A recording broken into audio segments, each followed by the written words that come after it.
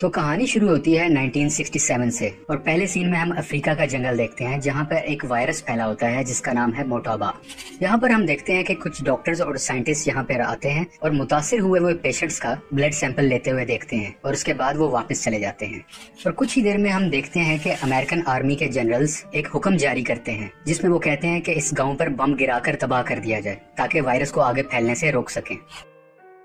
अब मूवी हमें 28 साल के बाद आगे ले जाती और यहाँ पर हम अपने one of the main character Dustin Hoffman को देखते हैं जो इस मूवी में कर्नल सैम का किरदार अदा कर रहे हैं। सैम अपनी वाइफ के साथ रहता है जिसका नाम डॉक्टर रॉबी है। कुछ ही देर में सैम को जनरल की तरफ से एक कॉल आती है जिसमें वो लेवल 4 की डिटेल्स बताते हैं। अब बेसिकली लेवल 4 है क्या? लेवल 4 बेसिकली एक ऐसी डिजीज है जिसमें लाइफ के लिए हाई रिस्क होता है। अब इसकी मजीद डिटेल जानने के लिए सैम कर्नल से मिलने के लिए जाते हैं।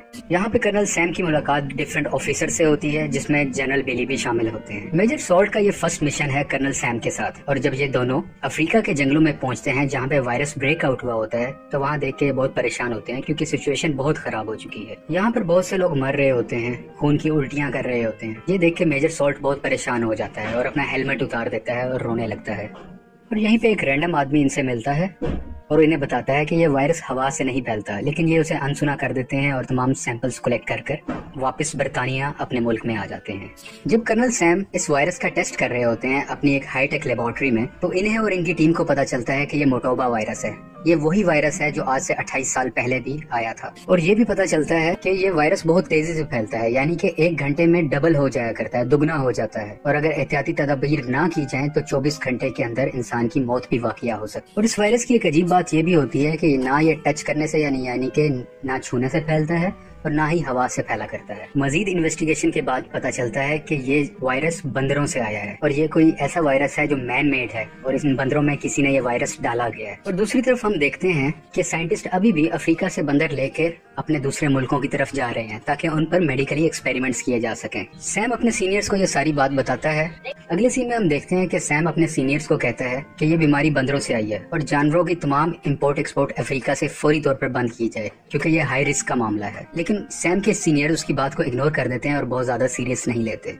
अब हम देखते हैं कि एक शख्स अफ्रीका के जंगलों से स्मगलिंग करके एक बंदर को कैलिफोर्निया लेके आता है और रास्ते में जब बंदर पानी पी रहा होता है तो वो पानी पीते हुए उस शख्स पर पानी की कुली कर देता है, यानी कि वो अपने मुंह से पानी उस शख्स पर फेंक देता है। ये जो बंदा इस बंदर की स्मगलिंग कर रहा होता है इसका नाम होता है जेम्स स्कॉट। जेम्स इस बंदर को बेचने के लिए एक एनिमल शॉप पे जाता है। जब वो बंदा इस बंदर को जांच रहा होता है तो बंदर अपने हाथ से खुरेद देता है जिसकी वजह से वो जख्मी हो जाता है और उसका थोड़ा सा खून भी आ जाता है। जब दुकानदार गौर करता है कि ये बंदर नहीं बल्कि बंदरिया है यानी कि फीमेल मंकी है तो वो स्कॉट को वापस कर देता है और कहता है कि मुझे मेल बंदर की जरूरत है ना कि फीमेल की। इसी बंदर के हाथ में एक बनाना भी होता है जो दूसरा बंदर उसे छीन लेता है और वो भी खा लेता है। और यहाँ पे हमें ये चीज क्लियर हो रही होती है कि इस बंदर से वायरस स्कॉट में फैला और इसी बंदर की वजह से उस दुकानदार में और दूसरे बंदर ने जिसने इसका जूठा खेला खाया। अब जब इसका बंदर नहीं बिका होता तो स्कॉट उसे करीबी जंगल में छोड़ देता है ये सोच कर के ये आजाद हो जाए और मुझे वापस जाना है। अब स्कॉट यहाँ से बॉस्टन जाने की तैयारी करता है, उसको अपनी फ्लाइट पकड़नी होती है। जब स्कॉट प्लेन में बैठा होता है तो इसकी तबीयत काफी खराब होती है और जब ये बॉस्टन पहुंच जाता है तो ये अपनी फ्रेंड से गले मिलता है और उसी वक्त स्कॉट बेहोश होके एयरपोर्ट पर ही गिर जाता है। दूसरी तरफ हम देखते हैं वो दुकानदार जो बंदर खरीदना चाह रहा था वो भी खून की उल्टी करता है और बीमार होकर हॉस्पिटल पहुंच जाता है। यहाँ पर एक लैब असिस्टेंट उस दुकानदार के खून का टेस्ट कर रहा होता है और इसी टेस्ट के दरमियान गलती से वो खून उसके चेहरे पर गिर जाता है और वो खुद को हॉस्पिटलाइज करवा लेता है क्योंकि वो सेंस रखता है और वो इस उम्मीद में रखता है कि वो जल्दी ठीक हो जाएगा। अगले सीन में हम रॉबी को देखते हैं जो कि कर्नल सैम की वाइफ है। ये पेशे से डॉक्टर होती है। जब रॉबी को स्कॉट के बारे में पता चलता है तो वो फौरन उससे मिलने के लिए जाती हैं, लेकिन जब तक वो पहुंचती हैं तो स्कॉट की डेथ हो चुकी होती है। तो रॉबी जब स्कॉट का पोस्टमार्टम करती है तो उसके जिस्म के तमाम अंदरूनी हिस्से ऑलमोस्ट पानी से भर जाते हैं। उसने ऐसा केस पहले कभी नहीं देखा होता और वो ये बात अपने हस्बैंड सैम से भी शेयर करती है। रॉबी ये भी बताती है अगर ऐसा ही केस 24 घंटे में दोबारा आया तो हम हाई अलर्ट इशू कर देंगे। अब हम ये देखते हैं कि वही लेबोरेटरी वाला असिस्टेंट अपनी फ्रेंड के साथ सिनेमा में मूवी देखने के लिए जाता है। वहाँ पर इसकी तबीयत थोड़ी सी खराब होती है और वो जोर जोर से खांसने लगता है जिसकी वजह से वायरस दूसरे लोगों तक पहुँचने लगता है, लेकिन इसे इस चीज का रियलाइजेशन बिल्कुल भी नहीं होती। वो इसे एक नॉर्मल कफ समझ रहा होता है अब तक।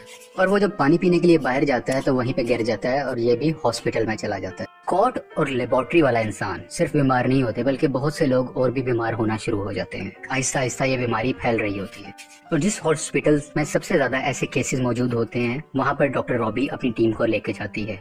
दूसरी तरफ कर्नल सैम भी कैलिफोर्निया पहुंच जाते हैं, क्योंकि कैलिफोर्निया में सबसे ज्यादा बीमारी फैल रही होती है। अब हम ये भी देखते हैं कि ब्रिगेडियर जनरल बिली फोर्ड अपने एसोसिएट से बात कर रहे होते हैं। उनके एसोसिएट उन्हें कहता है कि कैलिफोर्निया को तबाह करना ही सोल्यूशन है, ताकि ये वायरस दूसरे शहरों में ना फैले। लेकिन बिली फोर्ड कहता है कि नहीं, हम सबको बचाएंगे।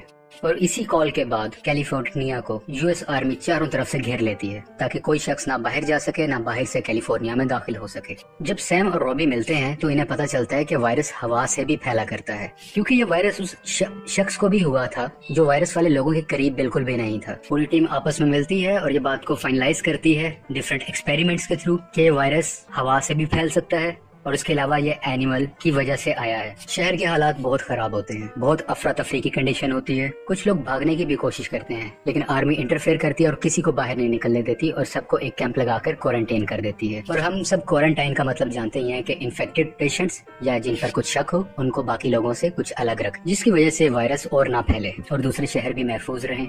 अब हम देखते हैं कि रॉबी इन्फेक्टेड स्टोर में जाती है। ये इन्फेक्टेड स्टोर वही है जहाँ पर कुछ इन्फेक्टेड एनिमल्स पाए जाते हैं। वो वहाँ से उस इन्फेक्टेड बंदर को लेके आती है और उसका चेकअप करती है। चेकअप के बाद ये सामने आता है कि उस बंदर के जिस्म के अंदर एंटीबॉडीज नहीं है जो वायरस को एक्सेप्ट कर सके। इस वबा से बचने के लिए जनरल बिली फोर्ड E1101 सीरम का इंतखाब करते हैं, क्योंकि ये वही सीरम होता है जो आज से 28 साल पहले भी दिया गया था, क्योंकि ये बीमारी एक दफा पहले भी आ चुकी है। लेकिन पेशेंट पे कोई फर्क नहीं पड़ रहा होता, शायद ये वायरस पहले से मजबूत होके आया है। ये सीरम बिल्कुल भी काम नहीं कर रहा होता और पेशेंट्स की मौत होने लग जाती है। अब सैम वो सीरम लेके अपनी लेबोरेटरी में आता है ताकि उस पर कुछ एक्सपेरिमेंट कर सके। वो अपने को वर्कर मेजर सॉल्ट को वो सीरम देता है और कहता है कि इसकी डिटेल्स चेक करो और उस बंदर को भी दो। मेजर सॉल्ट वो सीरम उस इन्फेक्टेड बंदर को भी देता है।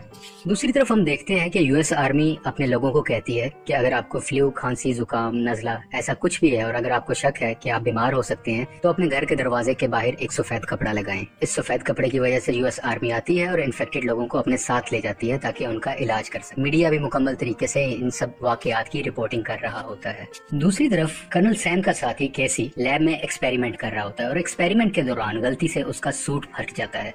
ये एक प्रोटेक्टिव सूट है और फटने के बाद इसकी प्रोटेक्शन बिल्कुल नहीं है, क्योंकि वो वायरस के बिल्कुल करीब होता है तो ये वायरस उसके अंदर भी आ जाता है, लेकिन वो इस वायरस का किसी से जिक्र नहीं करता। दूसरी तरफ हम देखते हैं कि यूएस प्रेसिडेंट एक मीटिंग कर रहे होते हैं और इसी मीटिंग के दरमियान वो जनरल जो बिली को कह रहा था कि हम कैलिफोर्निया को तबाह कर देते हैं, वो यहाँ पे मौजूद होता है और वही जनरल प्रेसिडेंट से कैलिफोर्निया को तबाह करने की इजाजत ले लेता है। यानी कि अब हुकूमत की तरफ से ऑर्डर है कि कैलिफोर्निया को तबाह कर दिया जाए, क्योंकि अगर बम गिरा के इसे तबाह ना किया गया तो ये बीमारी दूसरे शहरों में भी फैल जाएगी। और ये कहीं से सेंस नहीं बनती कि कैलिफोर्निया के 27,000 लोगों को बचाने के लिए हम अमेरिका के लाखों लोगों को रिस्क में डाल दें। यहाँ पे कर्नल सैम और उसकी वाइफ रॉबी आपस में बात कर रहे होते हैं और उनकी नजर एकदम बंदर पर जाती है जो बिल्कुल एक्टिव होकर खड़ा होता है और खेल कूद रहा होता है। वो इसे देख के बहुत खुश होते हैं और थोड़े से एक्सपेरिमेंट के बाद ये बात जानते हैं कि ये सीरम E1101 जिस बंदर को दिया था, ये इस बीमारी की एंटीडोट है। ये वही सीरम था जो अफ्रीका के लोगों को ठीक करने के लिए बनाया गया था। लेकिन कैलिफोर्निया में ये वायरस बहुत लेवल तक फैल चुका है, इसलिए यहाँ पे ये बहुत लोगों पर असर नहीं कर रहा। ये एंटीडोट बिल्कुल काम नहीं आ रही, जिसकी वजह से लोगों की मौत वाकया हो रही है। और यही लैब में कैसी, जिसका सूट फटा होता है, उसको दिल का दौरा पड़ता है। कैसी के तमाम साथी इसको लेकर नियरेस्ट हॉस्पिटल में चले जाते हैं और उसको वहाँ पे एडमिट कर देते हैं। यहाँ पर रॉबी जब कैसी को इंजेक्शन लगाने लगती है तो ये वायरस रॉबी में भी ट्रांसमिट हो जाता है, क्योंकि कैसी ने किसी को नहीं बताया होता कि वो भी इस वायरस से एक्सपोज्ड है। अब कैसी और रॉबी दोनों को वायरस हो चुका है। अगले सीन में सैम बिली फोर्ड से मिलने के लिए जाता है। बिली सैम को बताता है कि यूएस प्रेसिडेंट ने आज रात 8 बजे पूरे कैलिफोर्निया शहर को बॉम्ब से उड़ाने का फैसला कर लिया है। और ये भी बताता है कि यूएसए एक बायोलॉजिकल वेपन बना रहा था जो कि गलती से अफ्रीका के लोगों में फैल गया था। ये ऐसे एक अपनी पुरानी बात बता रहा होता है। दूसरी तरफ कैसी की भी डेथ हो जाती है। सैम को एक आइडिया आता है कि किसी अफ्रीका के बंदर को हासिल किया जाए और उसकी एंटीबॉडीज को इस सीरम के साथ मिलाकर एक एंटीडोट बनाई जाए जो कि इफेक्टिव होगी सबके लिए। और बहुत सी रिसर्च के बाद उसे पता चलता है कि एक बंदर अफ्रीका से स्मगल्ड होके आया था और वो नियरेस्ट जंगल में है। वो उस जंगल में जाता है और काफी मुश्किलों के बाद उस बंदर को ढूंढ लेता है। अब क्योंकि बंदर इनके पास आ गया है, सैम और उसकी टीम इस बंदर पर डिफरेंट एक्सपेरिमेंट्स कर रही होती है और उनका एक्सपेरिमेंट कामयाब होता है और एक एंटीडोट ये लोग बना देते हैं। मैं एक बार दोबारा बताता चलूं, एंटीडोट बन गई, पहले से सीरम मौजूद था। सीरम अकेला काम नहीं करता था और एंटीडोट इनके पास अवेलेबल नहीं थी। अब एंटीडोट भी है और सीरम भी है, ये इन दोनों को मिक्स करते हैं और इस वायरस से बचने का रास्ता सामने आ जाता है। यानी अब ये मुकम्मल 100% इस वायरस से बचने की मेडिसिन है। अब ये मेडिसिन सैम अपनी वाइफ रॉबी को देता है क्योंकि रॉबी भी बीमार होती है और वो आहिस्ता आहिस्ता उसे मॉनिटर करते हैं कि रॉबी की तबीयत में बेहतरी आ रही है, जिसका मतलब यह है कि वो सक्सेसफुल रहे और इन्होंने इस वायरस से बचने के लिए मेडिसिन बना ली हुई है। हम देखते हैं कि 8 बजने के करीब होते हैं क्योंकि 8 बजे एक प्लेन ने आकर कैलिफोर्निया पर बॉम्ब से हमला करना था और अब ये दोनों यानी कि सैम और उसका साथी सॉल्ट एक हेलीकॉप्टर में बैठते हैं कि जल्द से जल्द हम उस प्लेन को किसी तरह से रोक सकें। सैम का उस पायलट से रब्ता होता है जिसे वो मना करता है कि बम मत गिराओ, लेकिन वो उसकी नहीं सुनता। तो जनरल बिली फोर्ड इंटरफेयर करता है और वो उस पायलट को शहर पे बम गिराने से रोक लेता है।